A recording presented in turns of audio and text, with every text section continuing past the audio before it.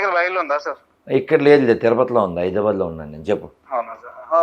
ఒకసారి తీస్తే రోమపత్రిక 9:30 వచ్చిన ఒక మాట ఉంటుంది సార్. నేను నీవు అడిగిన ప్రశ్న, స్వతంత్ర సమరయోధుల గురించి అడిగిన ప్రశ్నకి నేను సమాధానం చెప్దామని అనుకున్నాను. చెప్పు, ఇప్పుడు చెప్పు అంటున్నారు జనం. చెప్పున్నాను ఏంటంటే సార్, రోమపత్రిక 9:30లో ఏముంటుందంటే సార్, నీతిని వెంటాడని అన్యజనులు. అసలు టాపిక్ లైన్లో ఉండు. అసలు మాస్టర్ని అడిగింది, నువ్వు దగ్గరికి వచ్చావు. అన్యజనులు అంటే ఎవరు? అన్యజనులు అంటే ఒక మాటలు చెప్పాలంటే సార్, క్రీస్తుని అంగీకరించిన ప్రతి వాడు అన్యజనుడే. ఒకప్పుడు నేను అన్యజనుడే. నేను క్రైస్తవ కుటుంబాలు పుట్టినా కూడా అన్యుడినే. ఎప్పుడైతే క్రీస్తుని రక్షకుడికి అంగీకరిస్తున్న మాత్రం ఆయన క్రైస్తవుడు. అన్యజనుడు అంటే యేసుని నమ్మనోడు అవును బైబిల్ ప్రకారంగా. అవును. మా మాస్టర్ కళ్ళు తెరిపించడానికి అడిగాను, కళ్ళు తెరుచుకున్నా కదా సార్. Okay, point 1. ఖురాన్ ప్రకారం ముస్లింలు కాని వాళ్ళని ఏమని పిలుస్తారు నీకు తెలియదేమో కదా? తెలియదు సార్. తెచ్చుకున్నా సార్ ఈ మధ్యలో భగవద్గీత తీసుకున్న, బెంగళూరుకి వెళ్ళి ఇస్కాన్ టెంపుల్ లో. మళ్ళీ ఇక్కడ ఖురాన్ కూడా హైదరాబాద్ నుంచి తెప్పించుకున్నాను. Very good. చదవాలనుకున్నాను. చదువునానా? ఖురాన్ ప్రకారంగా వాళ్ళ దేవుని నమ్మకపోతే వాడు కాఫీర్. బైబిల్ ప్రకారంగా వాళ్ళ దేవుని నమ్మకపోతే వాడు అన్యుడు, నమ్మితే ధన్యుడు. అవును సార్. ఇది అంటే మా పార్టీలో జాయిన్ అయితే మంచోళ్ళు, లేకపోతే చెడ్డోళ్ళు. ఇప్పుడు ప్రపంచంలో 700 కోట్ల మందిలో 300 కోట్ల మంది పైన ముస్లింలు ఉన్నారు, 100 కోట్ల మంది పైన హిందువులు ఉన్నారు, ఇంకా పార్సీలు, బౌద్ధులు, ఇంకా జైనులు ఎవరో ఉన్నారు. అంటే అదో 300, ఇదో 400 కోట్ల మంది పైన నాన్ క్రిస్టియన్స్, 300 కోట్ల మంది క్రిస్టియన్స్. అంటే ప్రపంచంలో క్రీస్తుని అంగీకరించిన వాళ్ళకంటే అంగీకరించిన వాళ్ళే ఎక్కువ. ఈ 400 కోట్ల మంది యేసుని నమ్మలేదు. వీళ్ళంతా చచ్చిపోతే ఎక్కడికి వెళ్తారు? ముస్లింలు, క్రైస్తవులు. మంచిది. ఇదే ప్రశ్న చాలా మందికి వచ్చిండొచ్చు సార్. మీరు లేవనెత్తినందుకు మీకు ప్రత్యేకమైన వందనాలు సార్. అయితే యేసు ప్రభు అంగీకరించిన జనాలు చాలా మంది ఉన్నారు కదా లోకంలో. లోకమంతా ప్రజలు ఇప్పుడు ప్రెసెంట్ లైవ్ లో, గతంలో కాదు, ఇప్పుడు లైవ్ లో ఉన్నోళ్ళే. ప్రెసెంట్ లైవ్ లో చాలా మంది ఉన్నారు. యేసుక్రీస్తు ఇంకా అంగీకరించకుండా ఇంకా చాలా మంది ఉన్నారు. నాలాంటి దుర్మార్గుడు అయితే అసలు ఇంకా భయంకరంగా మాట్లాడతాడు. ఉన్నారు. అయితే ఇప్పుడు వాళ్ళందరూ ఇప్పుడు ఈ రోజు ప్రస్తుతానికి చనిపోతే ఎక్కడ పోతారన్నది దైవాధీనం. స్వర్గ నరకం దైవాధీనం. కానీ ఒక క్లూ ఏంటంటే సార్, రోమపత్రిక 9:30 ఏముంటుందంటే, నీతిని వెంటాడిన అన్యజనులు ఒకవేళ నీతి మూలంగా విశ్వాసం పొందారని ఆల్రెడీ పొంది ఉన్నారని రోమపత్రిక ఉంది సార్. ఒకవేళ నేను యేసుప్రభుని అంగీకరించుకోకుండా కూడా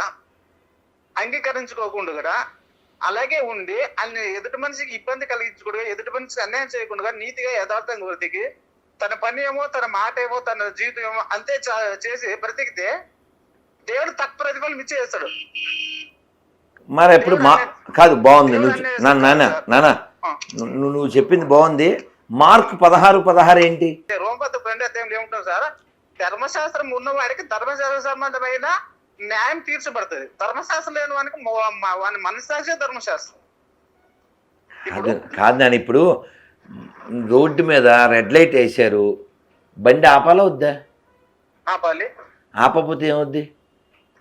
చట్టరీతి వ్యతిరేకమా? అవునా? అవును.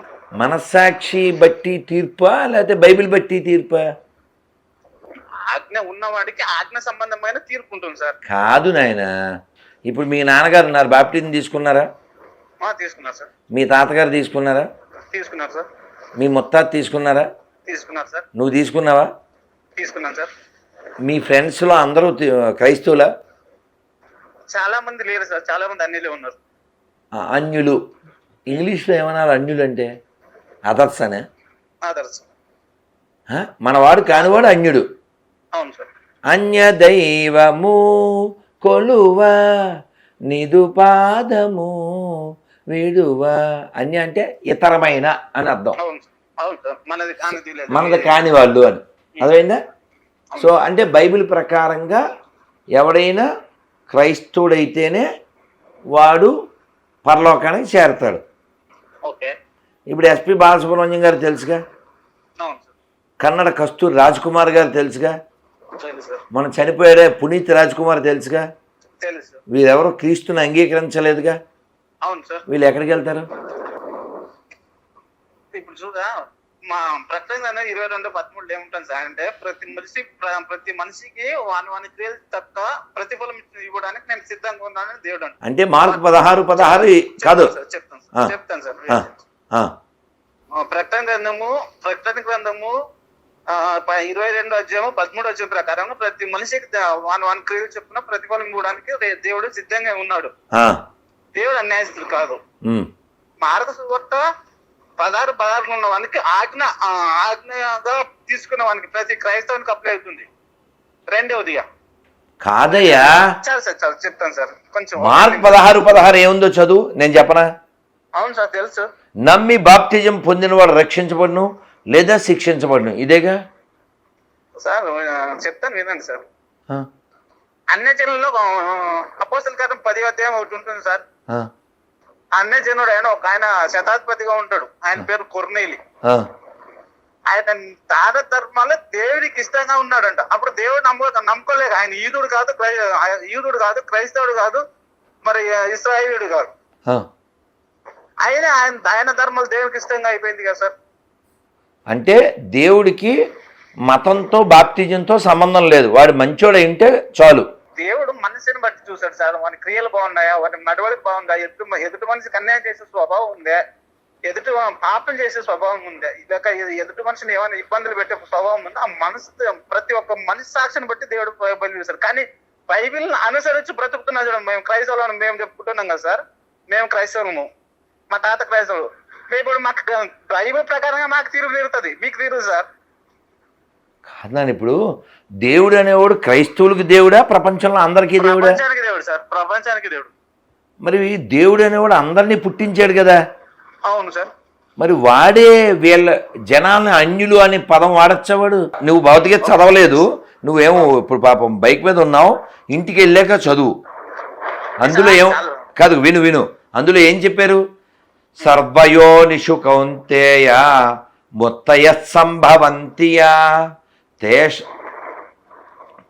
తాసాం బ్రహ్మ మహద్యోని అహం బీజ ప్రదర్పిత. అన్ని జీవులకి నే తండ్రిని అని చెప్పాడు. అవును సార్. నువ్వు మనుషులు ఒక్కడిగా అంటున్నావు. లేదు సార్, ప్రతిదానికి సృష్టికర్త అయితేగా. దేవుడు తండ్రి కదా. అవును సార్. ఎవరికి తండ్రి? మనుషులకేనా తండ్రి, అన్ని జీవులకా? ప్రతిదానికి సార్. భూమి సృష్టి ప్రతి దానికి దేవుడే తన తండ్రి, ప్రతి కదా దేవుడే కర్త. మరి నువ్వు నిర్గమకాండం చదివావా? చదివాను సార్. ద్వితీయోపదేశ కాండం చదివావా? చదివాను సార్. ఇప్పుడు యెహోవాను నమ్మితే పర్లేదా, నమ్మపోయినా పర్లేదా? మీకేమనిపిస్తుంది సార్? యెహోవా అంటే సైకో అని ఫీల్ అవుతాను నాన్న. సార్ అది మీ అభిప్రాయం కాదు, ఎందుకని అడగాలి? మీరు ఎందుకు సైకో అనుకుంటున్నారు అడుగు. అది నీ అభిప్రాయం. అది కాదు, వాడిని సైకో అని నేను ఎందుకు అంటున్నాను అడుగు. నా అభిప్రాయం తప్పని నిరూపించు. చెప్పండి. మీ పిల్లల మాంసం మీతో తినిపించదను, మీకు తెగుళ్ళు తెప్పించదను, మీ పీనుగల విగ్రహాలపై మీ శవాలు వేసేదను, మీ పంటలు పాడు చేసేదను. ఎవరిని బెదిరించాడు? తనని నమ్మని వారిని. ఓకేనా సార్, ఇదేనా పాయింట్ మీది? మరి ఒక 2 నిమిషాలు ఓపిక ఉంటే నేను దీనికి సమాధానం చెప్పే వింటున్నాగా. ఆ పరిస్థితి ఎందుకు వచ్చిందంటే సార్, ఇప్పుడు ఇజ్రాయెల్ జనాంగం ఉంది కదా సార్. యాకోబు సంతానం అయితే ఇజ్రాయెల్ దేశంలో తలదాచుకుంటే వాళ్ళు కొన్ని సంవత్సరాల తర్వాత 4-5 సంవత్సరాల తర్వాత చాలా జనసంఖ్య అయితే వాళ్ళు ఐగుప్తీయులు వీళ్ళ మీద పగ పెడతారు. వీళ్ళు బాలసులుగా చేసుకుంటారు. వీళ్ళు వాళ్ళకు వడ్డీ శాఖ చేసేవారు. అయితే దేవుడు ఒక నాయకుని ఎన్నుకుంటాడు. మోసే గారు, నీకు తెలుసు. మోసే గారు ఎన్నుకుని మోసే గారు వారందరినీ నిర్గమనం చేయాలని లేదా విడిపించాలని ప్రయత్నిస్తాడు, చేస్తాడు. ఆ ఫరో ఒక కఠినం బట్టి ఐగుప్తులు ఏదేం చేశాడు అద్భుత కార్యాలు మీకు అన్ని తెలుసు. అయితే అవన్నీ అద్భుతాలు అన్ని చూసిన ఈ ప్రజలు ఏం చేశారంటే దేవుని అనుమానించే ప్రయత్నం చేశారు, దేవుడికి విధేయత చూపుకునే ప్రయత్నం చేశారు.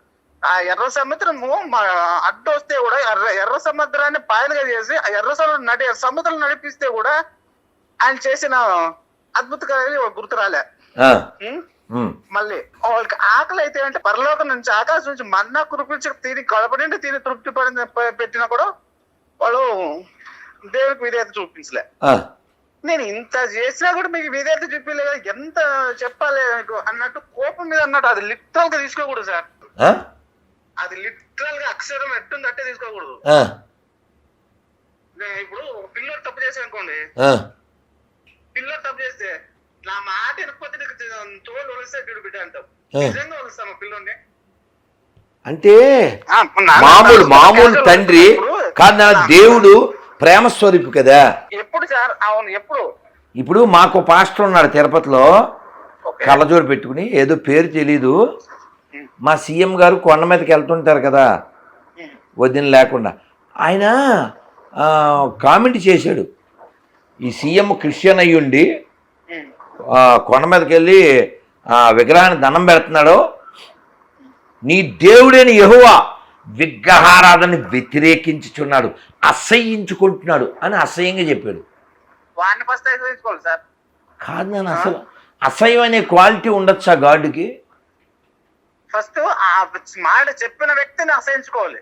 ఎందుకు నీకు ఎదురు దేవతల గురించి అవసరం? నీకు చేతనైతే నీ దేవుని గురించి చెప్పుకో, నీ చేతనైతే నీ దేవుని గురించి ఆరాధించుకో, నీ చేతనైతే నీ గదుల గురించి ఆరాధించుకో, నీ చేతనైతే నీ మదర్ల గురించి ఆరాధించుకో. ఇతర దేవతలు వెళ్ళి వాళ్ళకి కించపరచడం ఎందుకు? నీ తల్లి గొప్ప, నీ ఎదుటి వాని తల్లిని ఎందుకు నువ్వు అవమానపరచడం? మీరు ఇది ఒక ఉదాహరణ కదా. మొండితో ఒక సుధీర్ అని, వాడు కూడా ఇక్కడ హిందువులకు పుట్టినోడే, వాడు ఒక 7-8 ఏళ్ల క్రితం తిరుమలకి వెళ్ళి, వీడియో కూడా ఉంటుంది యూట్యూబ్లో, అంటే బైబిల్ ఎక్కితే ఎలా దిగజారుతారనడానికి మా లక్షల ఉదాహరణలో, వాడు కొండ మీదకి వెళ్ళి, సుధీర్ అంటే హిందూ అని అనుకుంటారు కదా, వాడు కొండ మీదకి వెళ్ళి వీడియో తీసి, ఈ విగ్రహాన్ని త్వరలో తీసేస్తాం, దీంట్లో మా యేసుది పెడతాం, ఇది సాతాను అంటాడు. ఫస్ట్ ఆయన తీసేసేయండి సార్. ఫస్ట్ అసలు ఇప్పుడు బైబిల్ ఎక్కితే ఎందుకు ఇలా కింద దిగజారిపోతారు? అలా మాట్లాడడం చట్టరీకమైన నేరం, బైబిల్ ప్రకారం కూడా నేరమే. ఇప్పుడు నేను హిందూ ఉన్నానా, నాకు కృష్ణుడు ఇష్టం, నా ఎదురుగా ఉన్న మాస్టారు కృష్ణుని నమ్మరు అనుకో, ఓకే, మా ప్రవీణ్కి కృష్ణుని ఇష్టం లేదు అనుకో, ఓకే, నాకు వాళ్ళు శత్రువులు కాదు. కాదు, నేను చెప్తున్నాను యాజ్ ఏ హిందూ, నేను నమ్మిన కృష్ణుని నువ్వు నమ్మక్కర్లేదు విక్టర్, అవసరం లేదు సార్. ఇలా నువ్వు చెప్పు, నువ్వు నమ్మిన యేసుని ఇతరులు నమ్మక్కర్లేదు. ఇదే మాట మీద సార్. ఇప్పుడు నా స్టడీ పీరియడ్ లో నాకు ఇప్పుడు ప్రజెంట్ ఉద్యోగంలో కూడా నాకు చాలా క్లోజ్ గా అన్నలే ఉన్నారు సార్. ఫ్రెండ్స్, నా ఫ్రెండ్స్ మొత్తం అన్నలే ఉన్నారు.